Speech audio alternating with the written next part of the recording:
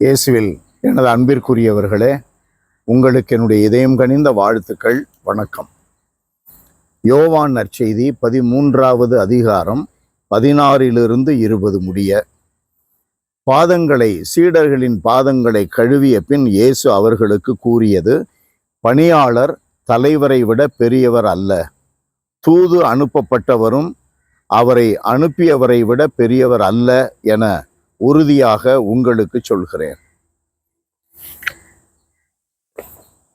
இயேசுவினுடைய சீடர்களுக்கு, நம்பிக்கையாளர்களுக்கு இது மிக முக்கியமான ஒரு போதனை. இயேசு ஆண்டவருடைய போதனை.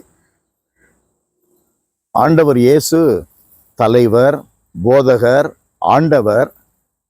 ஆனால் அவர் சொல்லுகிறார், தலைவரும் போதகரும் ஆண்டவருமாகிய நான் உங்கள் பாதங்களை கழுவினேன் என்றால் நீங்களும் ஒருவருடைய பாதங்களை கழுவ வேண்டும் என்ற அற்புதமான போதனை. இந்த உலகம் கண்டிராத போதனை.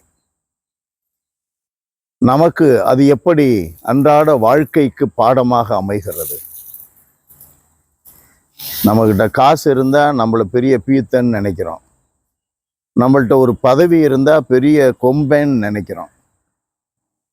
நம்மளை மீறி அவன் செய்திருவானா என்றது போன்ற ஆணவத்தோடு நாம் பெரிய அதிகாரி என்று நினைக்கிறோம். இது நம் எல்லாருக்கும் பொருந்தும்.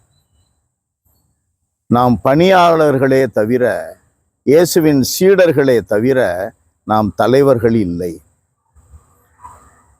மற்றவர்கள் நம்மை தலைவர்கள் என்று அழைக்கிறார்கள் அல்லது எண்ணுகிறார்கள் என்றால் அது எதிலிருந்து புறப்பட்டு வந்திருக்க வேண்டும்? அந்த கருத்து எதிலிருந்து வர வேண்டும்? நம்மிடம் இருக்கின்ற பணிவு, நம்மிடம் இருக்கின்ற கனிவு, நம்மிடம் இருக்கின்ற அயலான் அன்பு, நம்மிடம் இருக்கின்ற தளராத இறை நம்பிக்கை, இவைகளிலிருந்து புறப்பட்ட கருத்தாக இருக்க வேண்டும். அப்படிப்பட்ட ஒரு தலைவனாக, ஒரு பெரிய ஆளாக நம்மை நாம் கருதவே கூடாது.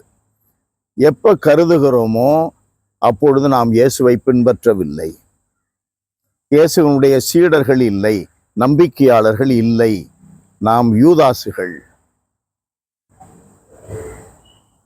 எல்லாம் வல்லவரே எங்கள் இறைவா, உம்மை போற்றி புகழுகிறோம்.